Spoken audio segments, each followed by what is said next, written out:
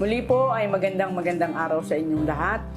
Napakabilis lang po ng panahon, parang kahapon lang tayo magkakausap. Ngayon po ay isang linggo na naman na nakaraan. Magandang araw po. At kagaya po ng sinabi ko nung nakaraan, wala po muna tayong mga pangalang babatiin ngayon sapagkat hindi po namin nakikita pa yung mga nag-comment. Kaya wala po muna tayong babatiin. Ang ating pong pagbati ngayon ay sa inyong lahat. Kung sino man po ang mga sumusubaybay at nakikinig at nag-aaral po ng ating lesson quarterly, magandang araw po sa inyo. Tayo po ngayon ay nasa pang-anim ng topic na may pamagat pong titindig ako. At bago po tayo magpatuloy, tayo po muna ay hihingi ng tulong na muli sa ating Panginoon. O Diyos pong makapangyarihan sa lahat, muli po kami mag-aaral ng inyong banal na salita. Kayo po nawa ang muling makisama sa amin.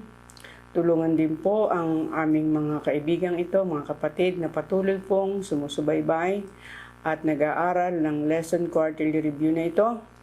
Tulungan mo po nawa sila at tulungan din po kami. At sana po Panginoon, ang inyo pong paggabay, ang aming maranasan hanggang sa matapos namin ang programang ito. At humihingi rin po kami ng kapatawaran sa aming pong nagawang pagkakasala sa pangalan po ni Jesus. Amen. Ang atin pong susing talata ay atin pong makikita sa Awit 12:5, sapagkat ang dukha ay inagawan, sapagkat tumaraing ang nangangailangan. Titindig na ako ngayon, sabi ng Panginoon, ilalagay ko siya sa kaligtasang kanyang minimithi. Ang ating panahon ay hindi lamang ang tanging panahon kung saan ang kasamaan, kawalang katarungan at pang-aapi ay nagngangalit. Nabuhay rin ang mga awit sa ganong panahon. Kaya anuman ang mga ito, ang mga awit ay may protesta rin sa Diyos laban sa karahasan at pang-aapi sa mundo o sa ating mundo at pati pa rin sa mga awit. O ang Panginoon ay matyaga at nagpipigil sa kanyang galit sa pamamagitan ng kanyang malawak na pagpapahinuhod. Hindi nagnanais na ang sinuman ay mapahamak, kundi magsipagsisi at magbago ng kanilang mga lakad. At bagaman ang pagtugon ng Diyos ay hindi palaging tumutugma sa inaasahan ng tao, ang araw ng paghuhukom ng Diyos ay darating. Kailangan lang nating magtiwala sa Kanya at sa kanyang mga pangako hanggang sa dumating ang araw na yon. Tanging ang lumikha na ang trono ay tinatag sa katwiran at katarungan ang makapagbibigay ng kanyang makapangyarihang paghatol, katatagan at kasaganaan sa mundo. Kasama sa dalawang bahagi ng paghatol ng Diyos ang pagpapalaya sa mga inapi at pagpuksa sa masasama. Ito ang ipinangako sa atin at ito ang darating. Sa katunayan, isang araw, ngunit sa panahon ng Diyos, hindi sa atin isang punto na idinidiin ng mang-aawit. At narito po ang mga tanong na ating pong pag-uusapan at pag-aaralan sa araw na ito. Number 1, papaano ipinakikilala o inilalarawan ang Diyos sa mga awit? Pangalawang tanong, ano ang isang mahalagang paalala ng Diyos sa bawat isa sa atin? Pangtatlo, ano ang itinuturo ng Diyos tungkol sa katayuan ng tao? At pang-apat, papaano natin dapat pakitunguhan ng mga mamimighati sa atin o sa ating kapwa? Panglima, papaano inilalarawan ang kapangyarihan, ang katwiran, paghuhukom, at paghahari ng Diyos? At ngayon naman po, babalik tayo sa unang katanungan. Papaano ipinakikilala o inilalarawan ang Diyos sa mga awit? Alright, sige po. Muli po nating titingnan ang mga sinasabi sa banal na kasulatan. Ating titingnan sa mga awit 18, 1 hanggang 18. Ano ba ang sinasabi ng banal na kasulatan? Iniibig kita, O Panginoon, aking kalakasan. Ang Panginoon ay aking malaking bato at aking muog at tagapagligtas ko. Aking Diyos, aking malaking bato na sa Kanya'y nanganganlong ako. Aking kalasag at siyang sungay ng aking kaligtasan, matibay na kuta ko. Ako'y tumatawag sa Panginoon na marapat purihin at naligtas ako sa aking mga kaaway. Nakapulupot sa akin ang mga tali ng kamatayan, inaalon ako ng mga baha ng kasamaan Ang mga tali ng Sheol ay nasa buong palibot ko. Hinaharap ako ng mga bitag ng kamatayan. Sa aking kapanglawan ay tumawag ako sa Panginoon. Sa aking Diyos ay humingi ako ng tulong. Mula sa kanyang templo ay napakinggan niya ang aking tinig, at ang aking daing sa kanya ay nakarating sa kanyang pandinig. Nang magkagayoy na uga at nayanig ang lupa, ang mga saligan ng mga bundok ay nanginig at nauga, sapagkat siya'y galit. Ang usok ay pumailan lang mula sa mga butas ng kanyang ilong, at mula sa kanyang bibig ang apoy ay lumalamon, at sa pamamagitan na iyon mga baga ay nag-aapoy. Kanyang iniyuko ang mga langit at bumaba. Ang makapal na kadiliman ay nasa ilalim ng kanyang mga paa. At siya'y sumakay sa isang kerubin at lumipad. Siya'y lumipad na maliksi sa mga pakpak ng hangin.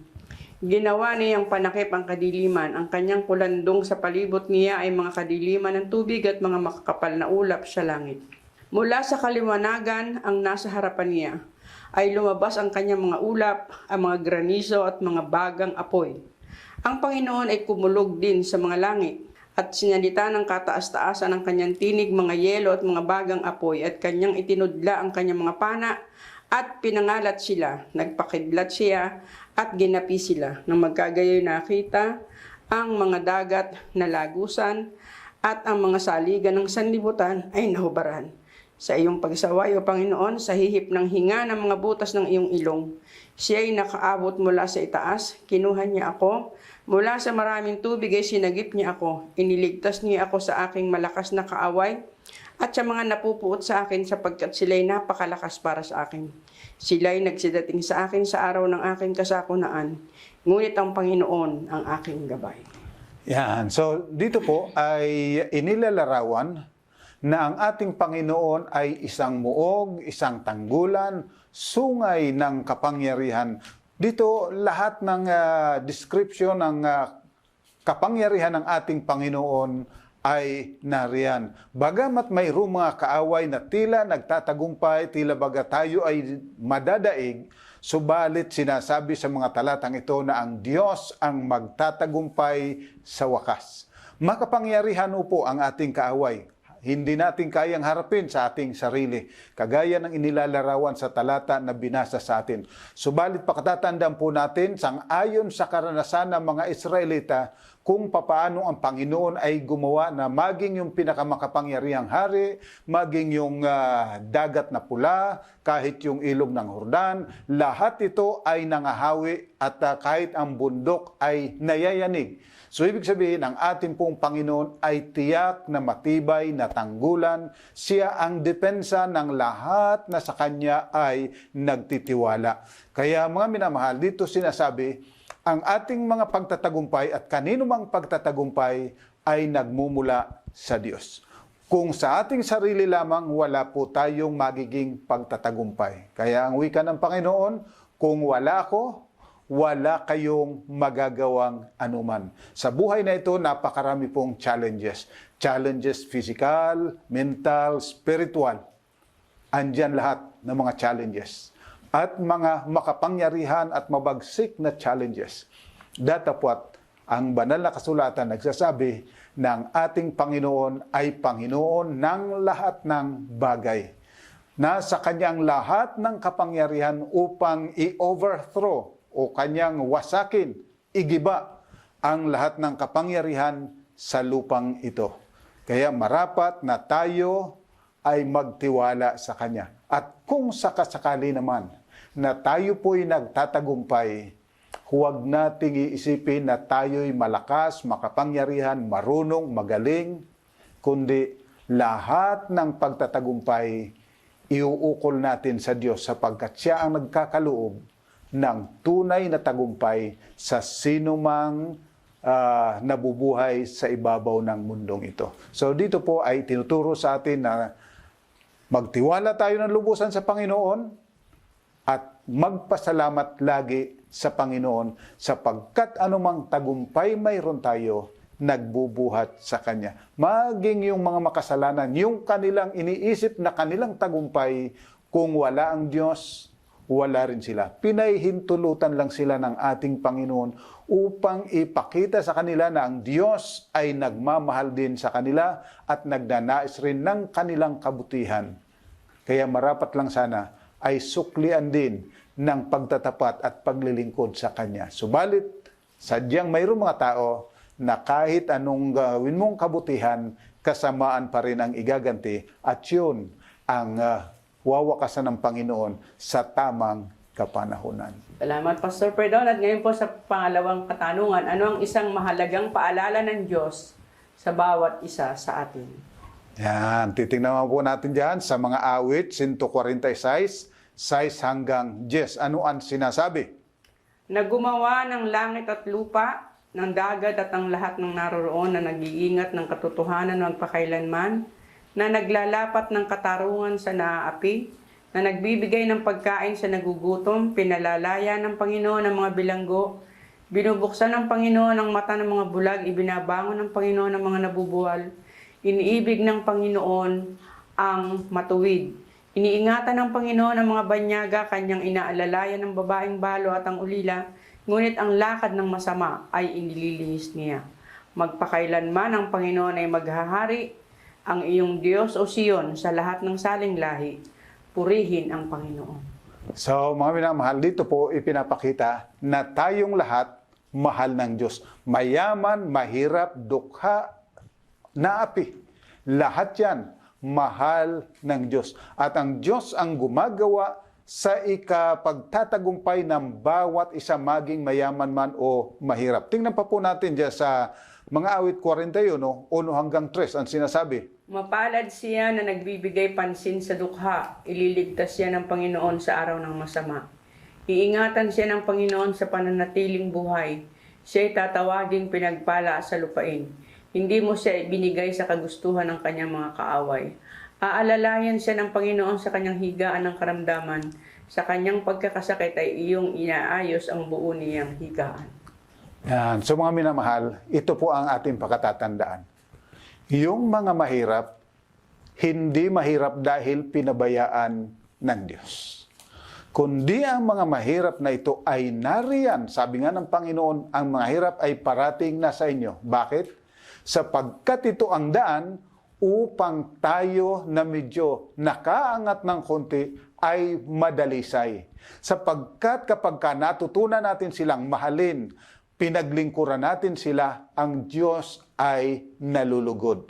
At ang ating karakter ay nagiging karapat dapat na tawaging mga anak ng Diyos. So mga minamahal, yung mga kahirapan ng iba ay hindi po kahirapan na basta bunga lang ng kanilang kamalian.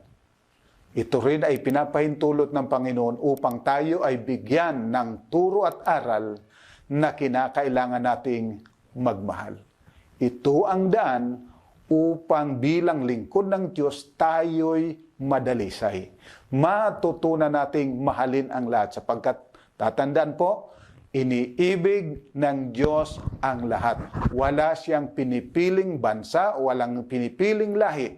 Anumang lahi, anumang kulay, anumang anyo, lahat tayo iniibig ng Diyos. At tayong lahat ay binibigyan ng pagkakataon na matutong magmahal at gumalang sa kanila kagaya ng kanyang pagmamahal at pagpapahalaga sa lahat ng mga tao.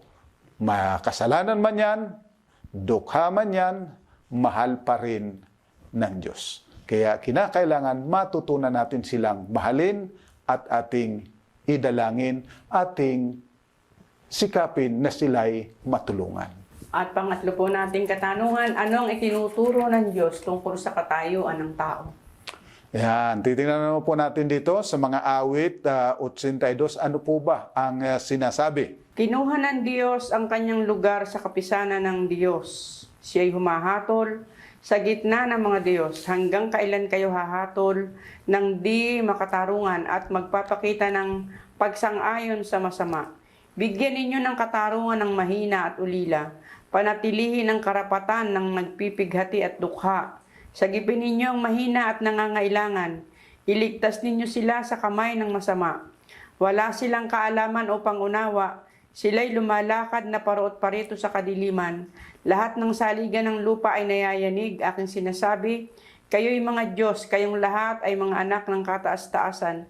Gayon may mamamatay kayong tulad ng mga tao at mabubuwal na gaya ng sinumang pinuno. Bumangon ka, O Diyos, hatulan mong lupa, sapagkat iyo ang lahat ng mga bansa. Yan. Dito parang kakaiba. Siya sabi, kayo'y mga Diyos. Mga minamahal, ganito po kasi yan. Tayong lahat ay inilagay dito ng Diyos bilang kanyang representative. Tayo ay binigyan niya ng kapangyarihan ng Diyos upang maging pagpapala sa iba.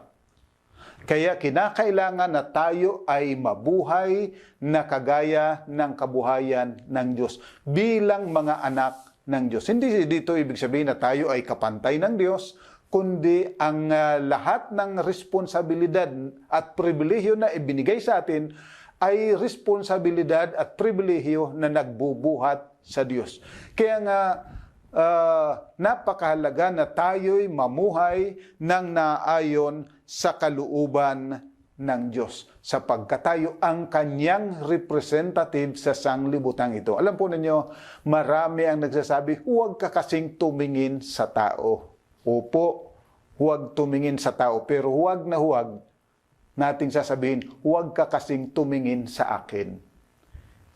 Sapagkat kung ikay naniniwala na ikaw ay anak ng Diyos, dapat namumuhay kang kagaya ng Diyos. At kung tayo ay nagpapasya tayo parating ayon sa panukala ng Diyos, hindi sa ating sariling panukala. So tatandaan po, ang talatang ito, idinidiin sa atin na tayo ay representative ng Panginoong Diyos. Tayo ay kanyang mga anak. Tayo ay kanyang mga katiwala.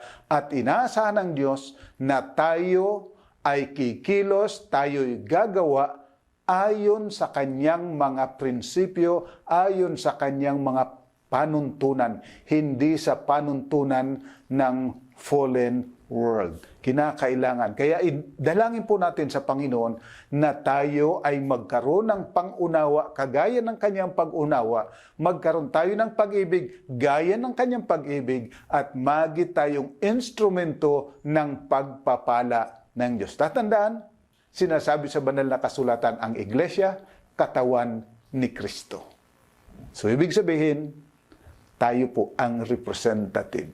Tayo ang aabot sa tao na ibig abutin ng Panginoon. Kaya marapat lang na ang karakter ng Diyos makita sa atin. Idalangin po natin sama-sama sapagkat tayo po'y pare-parehong nalayo ng husto.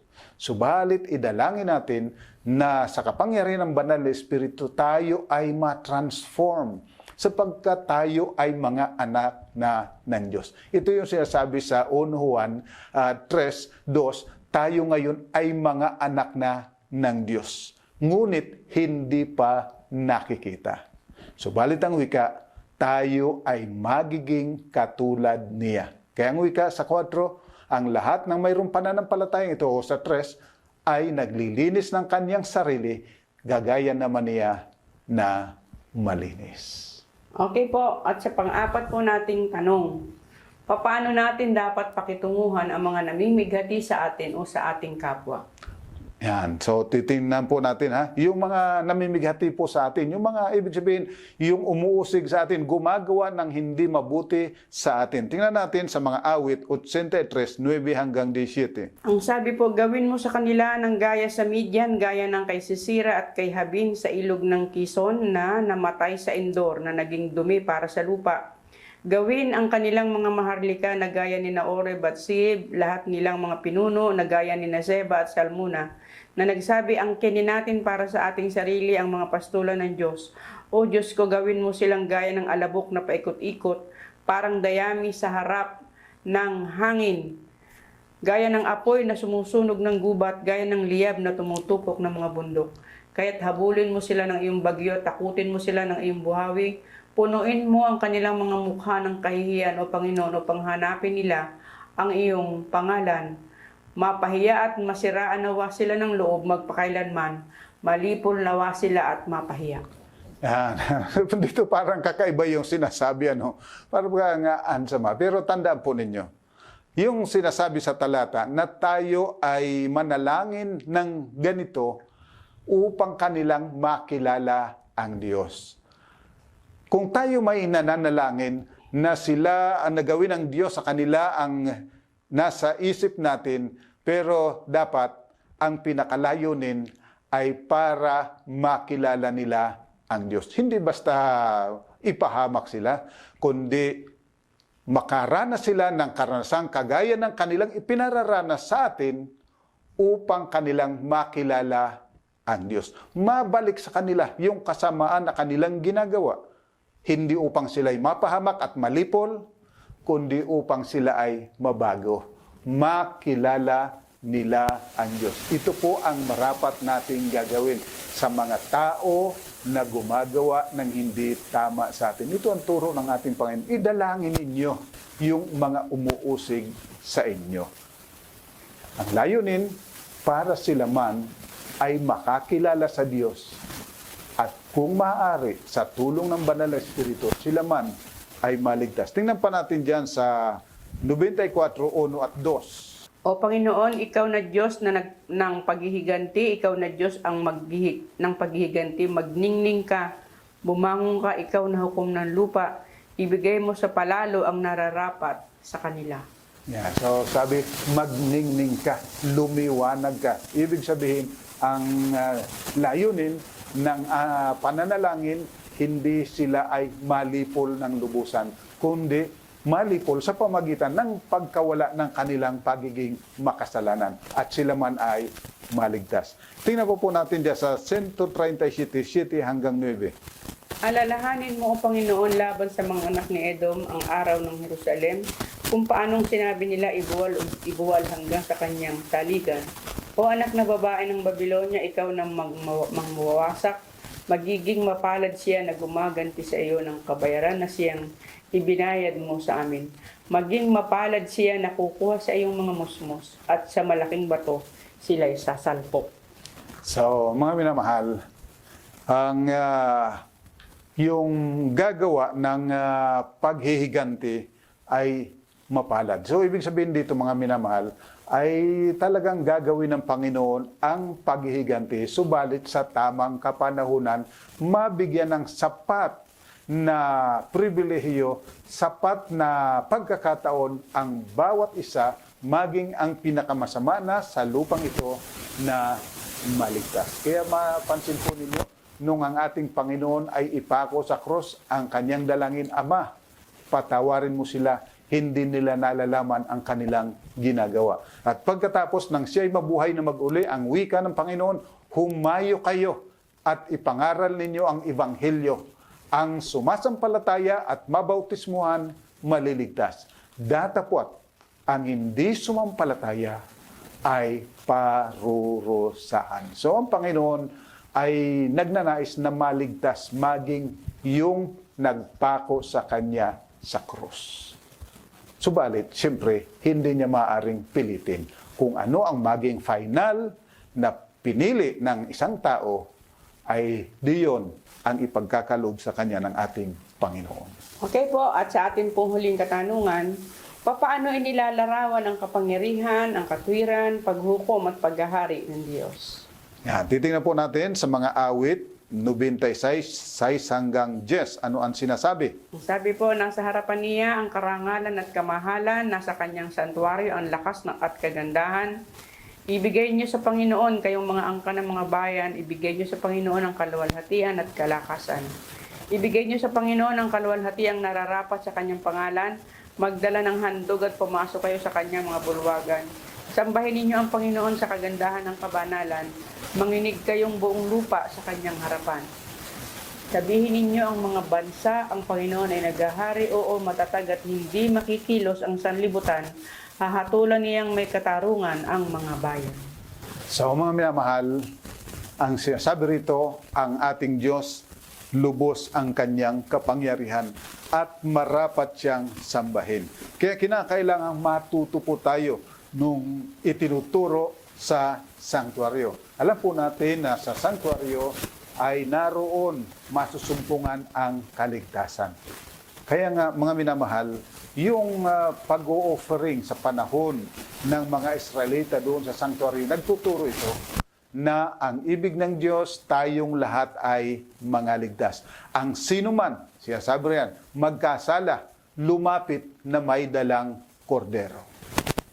Ihandog, alang-alang sa kasalanan, alang-alang sa kapayapaan, alang-alang sa pagpapasalamat. So ito pong lahat ng ito ay nagtuturo na ang Diyos naghahari, na ang Diyos ay hukom at maghuhukom at gagawin niyang malinis ang sanglibutan ito. Lilinisin niya ang lahat ng kasamaan sa lupang ito. Kaya marapat lang mga minamahal na ang wika diyan, ipangaral ninyo, ihayag ninyo sa mga tao na ang Panginoon ay dakila. So mga minamahal, ito ang malaking responsibilidad natin na ihayag po natin ang kapangyarihan ng Diyos, ihayag natin ang pag-ibig ng Diyos, ihayag natin ang katuwiran ng Diyos. Tingnan pa po natin dyan sa mga awit 99:1 hanggang 4. Ang Panginoon ay naghahari, manginig ang taong bayan.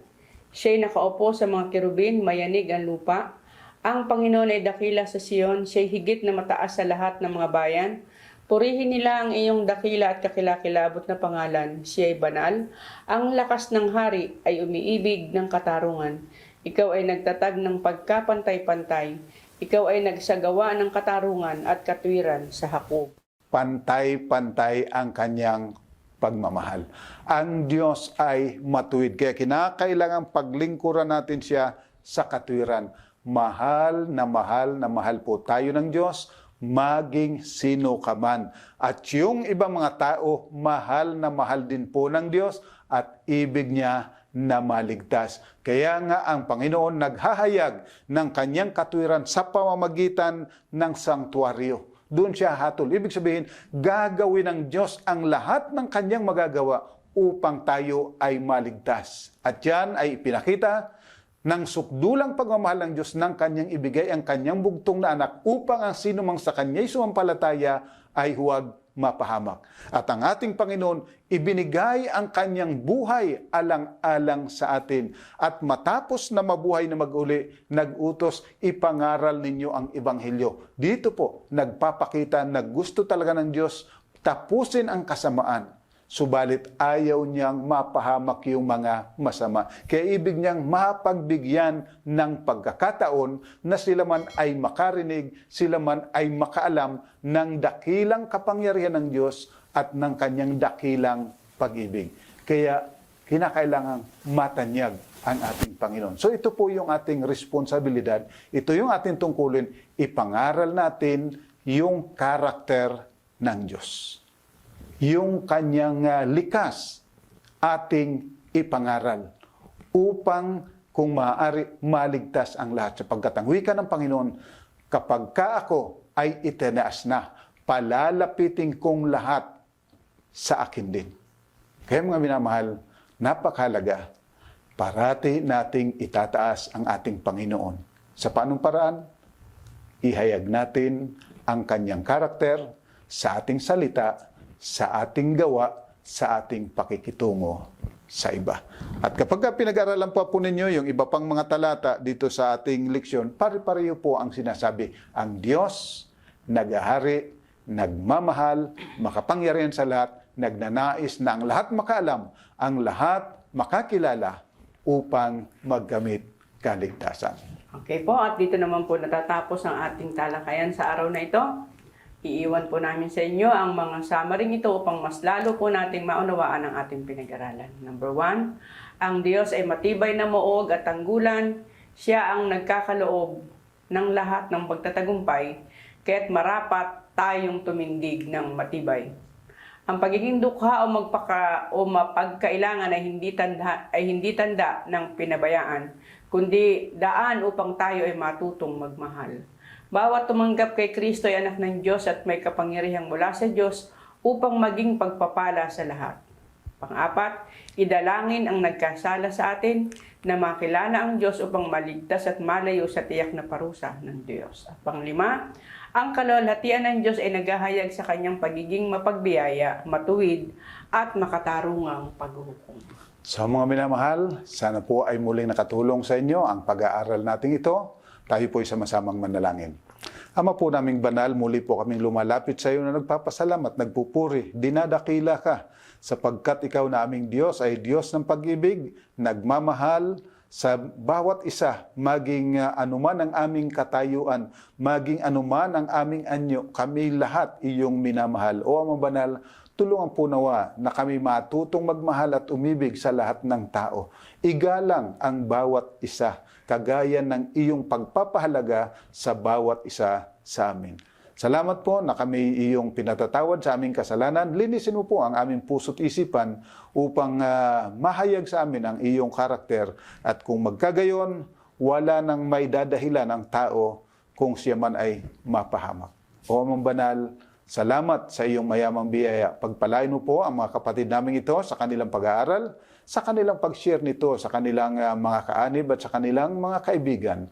Patuloy nawa na ang biyaya ng kalangitan ay madama ng bawat isa, alang-alang po sa ikalululhati ng iyong pangalan at ng pangalan ng aming Panginoong sa Isus. Amen.